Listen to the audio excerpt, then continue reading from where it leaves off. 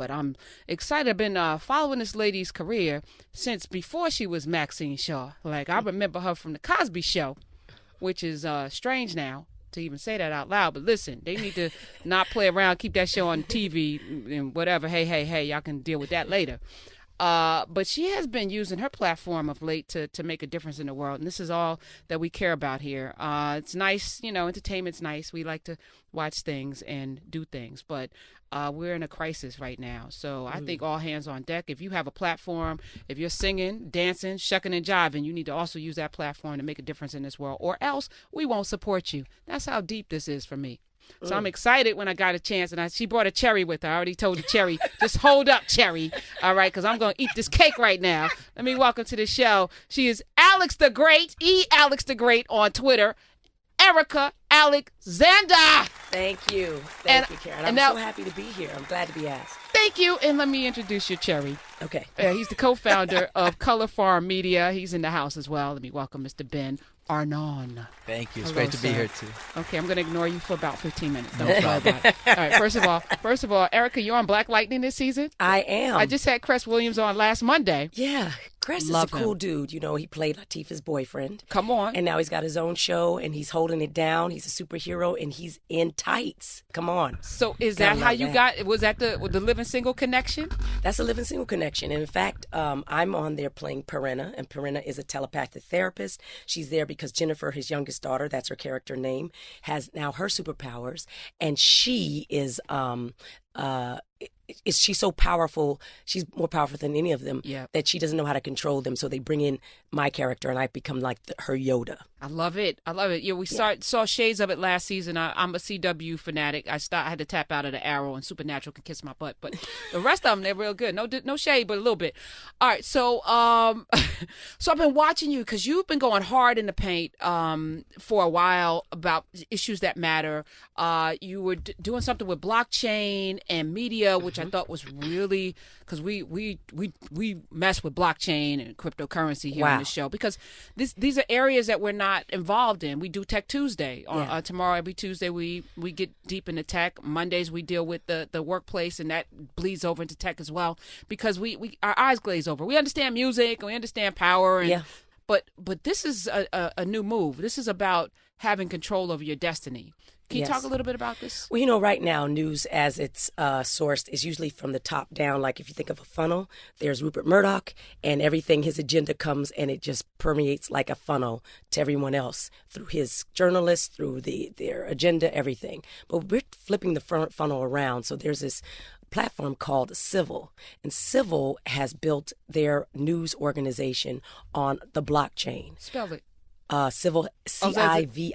Oh, like being civil to one another, like civil disobedience. Civil disobedience, civil, you know. All right. All right. So one of the founders, the co-founders, is a woman named Lillian Ruiz, and she's a Black woman. And we told her about the Blackness. And Blackness is our newsroom that we built on it. And what we're doing is long-form investigative reporting. For marginalized communities. Right now, if you have a story, it sort of goes off into the ether. If you haven't got it on tape, if it's not a Black man getting shot on video, it just goes away. But every day there's women that disappear. There's people of color, disabled, elderly, all sorts of stories that just go away. And we think that that's where the future lies.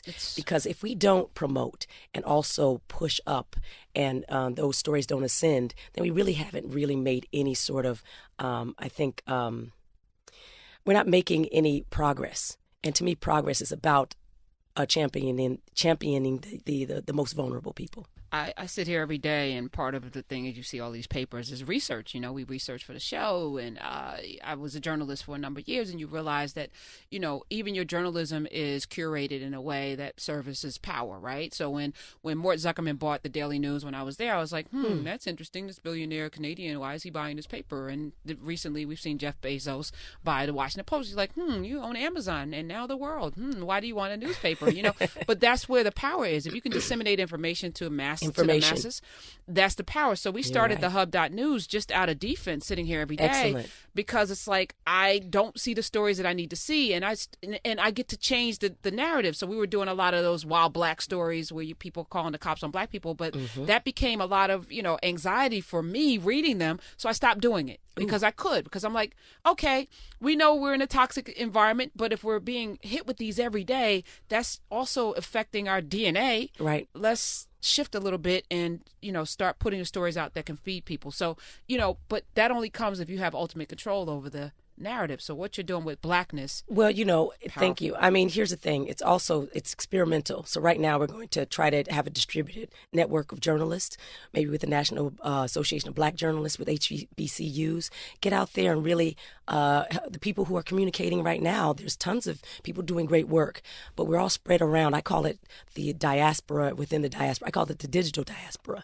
Many people doing great work, but we're all over the place. And imagine if we could sort of focus that in, come together and start to target not only particular issues, but really sort of hammer on it until not only everyone knows, because one of the reasons why Trump was able to ascend is because people are so ignorant. That's the truth. Yeah. They were able to, he could just put in what they wanted. He could just sort of, and say, put it you're in wrong, like, I'm right, you're wrong. Exactly. Remember this the Matrix right. where, he said, oh, I know Kung Fu now. Well, he basically just plugged in what he wanted those people to think. And they still are thinking it. And it doesn't matter how we twist, how we sort of cajole, how we try to, reorient them, they won't do it. So I'm like, okay, later for you. There's plenty of people who need to be, I think, spoken to like people who can learn. And if they can learn, they can be programmed. And that's what it is. Might as well be our program. I like it. Erika Alexander's here. Ben Armon, who's the co-founder of Color Farm Media, which is using the media through blockchain to change the narrative. How did you get involved in this? Well, I've known Erika since 2008. We met at the DNC convention. So she was a delegate for Hillary. I was a delegate for Obama. And we remained friends over the time, over the years. Wait, pause. Okay. Let's back up. Yeah. Okay. Yes. Okay. I'm Hillary Clinton's most traveled surrogate. 10 years I've worked with her. Okay. She sent me everywhere around America and also in Africa. So Obama didn't intrigue you, not even a little bit? Well, nobody knew who Obama was, and I certainly, I think that once he won Iowa, people knew who he was. But I knew who Hillary was. I'd been a fan all this time, and I'd already come out for her in 2007. I have the courage of my convictions. I was happy that he was in it, but I was thrilled that she was too. I stayed with her. But so did Maya Angelou and Iyanla Vanzant and a whole list of other people. Fine. We were all Hillary girls. And so is Stacey Abrams and Ayanna Pressley, some of the people you're supporting now. They're Hillary girls. Listen, I just wanted an explanation. No, I'm just telling you. We're not against Obama. We were just for her. Okay. All right. So go ahead, my brother. Look how sweet. That's trip. Yeah, man. Listen, I have no allegiance to nothing but, so much. Okay. Hey, Ben. So Cherry has risen. So, over the years, we became friends, and we started talking about the media industry and started talking about what we thought the media industry should look like. And then we started talking about doing something about it. What's your background? My background, in terms of like why you? Google? Who are you? I gotta Google him right now. No. Okay, Ben. But for the people who are driving in their car and don't have access to Google, definitely. I have to ask the questions. Like I know all your stuff. You're right. We gotta just ask the questions. So my Ben. background started off in media. So I started off in the music industry in Atlanta. I then moved into the film industry. I worked at Jersey Films. I worked at Universal Pictures. I worked at Universal in film music. So I was kind of in the intersection of film and music. But then I transitioned to more digital media and to technology. So I actually helped build a startup that was incubated by Facebook and ultimately acquired by Google. Where would we see in popular culture? Where would we see your fingerprints?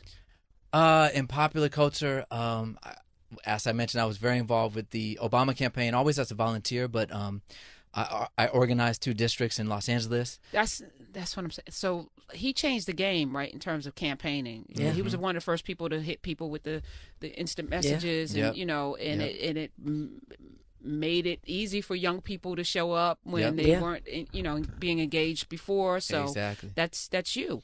Exactly. I was part of that. There were a lot of different people, but I then moved to D.C. and actually got involved with the folks. They were called Blue State Digital, and that was the team that actually led that charge. So I actually worked over there and then moved into the tech space, but always kept my fingers in the media business. And so Erika and I have a lot of overlapping interests, both with respect to media, with respect to technology. You mentioned blockchain. So blockchain is something that is one piece of what we're doing, but what excited us about blockchain is that the promise of blockchain technology is accessibility, inclusion, democratizing access, and that's really what we want to do with Color Farm Media. How does the net neutrality impact that? Because that's been my biggest thing. Like, the internet will free us. Millennials, I believe, and Gen X are going to save us. But, there are evil forces, at play trying to stop all of this getting togetherness. Yeah. And let me just be clear. I think it's important that people from, not even warring parties, but, different factions come together for a greater good. Like, that's important. Like, we need to be able to, like, I wish the Bernie and the Jill Stein people had figured out there are only two choices. 100 million people sitting at home was going to be not a good look for any, like, there was no connection there. Exactly. But what does net neutrality do to this great power? Yeah, I mean, net neutrality, well, the forces in government right now are a real threat because, access is important and inclusion and opportunity for people to have access is very important. And what's happening recently with respect to net neutrality, I think, is a push in the wrong direction. Yeah. So that's another reason to show up in November. For sure. And early voting in Georgia. Yep. Vote today. All right. So Erika, nice. We do this. Erika Alexander, what shifted in your universe to put you in this space? Because there are a lot of entertainers, people who are actors, who are out there, thespians, who are, just looking for their next gig, and you like don't care.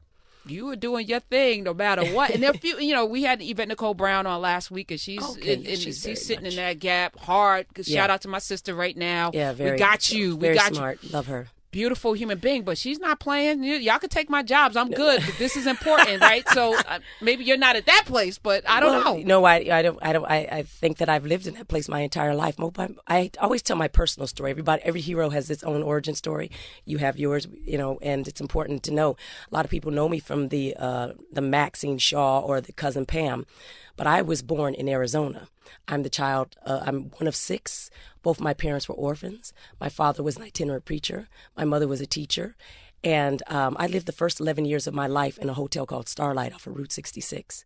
So when you talk about things that are inherently political and or about poverty, I live that.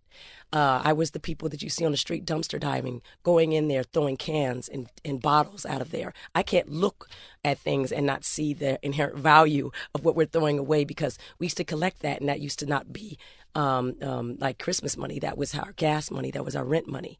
And from there, if my father, who was Church of God in Christ, Kojic Baptist, didn't change from that to Lutheran, the German Lutherans were up there because he had 6 kids and he needed health care. He had his first heart attack at 35 years old. They sent him to the Lutheran Theological Seminary in Philadelphia, and he got a chance for the first time to have a salary. He was a tipped waged worker. We talk about those people now because I'm working with Saru Jayaruman, and she's the MLK of tipped of waitresses and restaurant workers. She's organized them.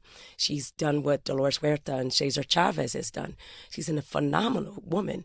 But I looked at her and they asked me to speak, and I said, I don't know how. And then I realized that my father, his whole life, waited for people to tip him as they passed a plate, and then they would take out the building fund and the church fund and the First Lady's fund and hand him an envelope, and he might have preached all that week, a revival and healing people and all the stuff, and get $60. That's my life. So my life is political. I'm an outsider. I don't ever expect to be popular. It's great that I got a chance to be a performer, but I learned that from my father and my mother. They were a tag team. They literally are those people that showed up, and he would preach and she would sing and play the piano.